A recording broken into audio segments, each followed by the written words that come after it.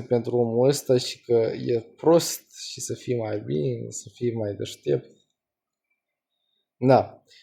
Din nou, ăsta nu știe ce cu el, că el nu știe el nu știe ce zice un om într-un videoclip de, nu știu, dacă a avut 30 de secunde. Deci el nu știe efectiv să asculte un video, pentru că dânsul nu a mințit cu nimic. El lor a zis din ce s-a făcut cartofii de la McDonald's, ce specii de cartofi și ce problemă au unii dintre acei cartofi din acea specie și care a fost soluția cel mai probabil din timpul său. În care a fost că, din nou, repet, era o prezentare mai veche decât am înțeles. Fear-mongering is fear-mongering, deși he saying doesn't magically true just because it's... Deci asta are impresia că dânsul a zis că, din nou, alt prost... am uitat să zic. Ăsta și cu ăsta sunt incapabili să citească, nu doar să asculte un short. Da. Ăsta zice că bagă frică în oameni, chiar dacă și are impresia că dânsul argumentează că el nu bagă, deci și de prost e ăsta, el are impresia că ăsta, chill, a zis că e adevărat ceea ce spune doar pentru că vinde o carte. El asta are impresia că a zis. Deci el ce a înțeles din comentariul dânsului ăstuia, el a înțeles că dânsul ăsta a zis că cartea e adevărată că ceea ce zice e adevărat pentru că scrie o carte. Ceea ce nu a zis, n-a făcut această eroare de logică, n-a făcut chestia asta, dar ăsta nu e în stare să citească și face erori de logică.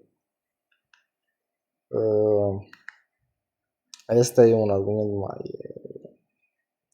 Așa, dar tu n-ai de unde să știi, asta ce este? Hai să citesc mai întâi. What was the rest of the cookbook have to do with it? This is completely planned monologue of misinformation, not a shorthand simplification that accidentally slipped in. Deci ăsta practic spune că e dezinformare, că e un monolog planificat de dezinformare, însă nu este dezinformare ceea ce spune ăsta și nu poți să știi ce în sufletul omului să zici tu că a avut el un plan elaborat să manipuleze lumea cu nu știu ce. Nu, nici am verificat e adevărat ce a zis și din nou probabil că nici ăsta nu știe să citească sau să asculte. La modul că dânsul n-a zis că, n-a zis că cartofii de la McDonald's după ce care nu mai au pesticid pe ei și evident sunt preparați, el n-a zis că sunt toxici. Is using an obvious dangerous doesn't hang in a week after using it.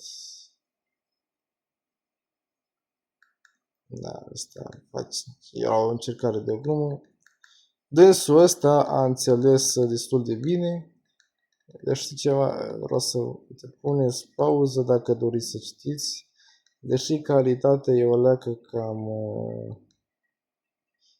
că e calitatea videoclipului meu e cam... Citiți dacă vreți ce a scris, că a scris ceva ok. Deci dânsul e capabil să înțeleagă unele shorts și un comentariu și niște comentarii, e capabil să le citească. Asta iar nu știe nici măcar să citească un comentariu. Are impresia că... Dar nici măcar, am impresia că nici măcar n-a zis că cartea lui este al Natural Cookbook. Am impresia că nici măcar n-a zis chestia aia, gen... Da, ăsta nu știe să citească, el a impresia că... Da. Practic, face un om de paie, ceea ce e dânsul. El zice că... Că faptul pentru că ăsta a menționat că dânsul prezenta cartea sa de gătit, el are impresia că doar pentru că a zis asta chill, înseamnă că el înseamnă că asta e motivul pentru care ăsta nu poate să facă sau pentru care n-a făcut el, pentru care n-a băgat el frică în oameni. Adică oamenii ăștia nu știu să citească. Și ăsta alt prost, when it's in McDonald's is more scared of putting something actually toxic into their food and you're scared of consuming it.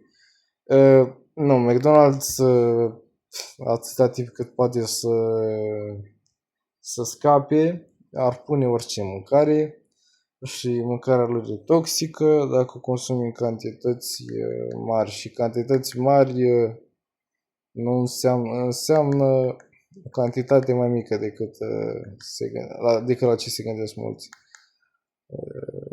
Mai că aici a explicat cine e dânsul, I guess. Se poate să fie scris cu ei. Așa aici un comentariu bazat. A zis că a și fost interzis, se spune că dânsul zice adevărul. Așa zice dânsul că a fost interzisă cartea sau ce zicea el pentru că zice adevărul. Da, sau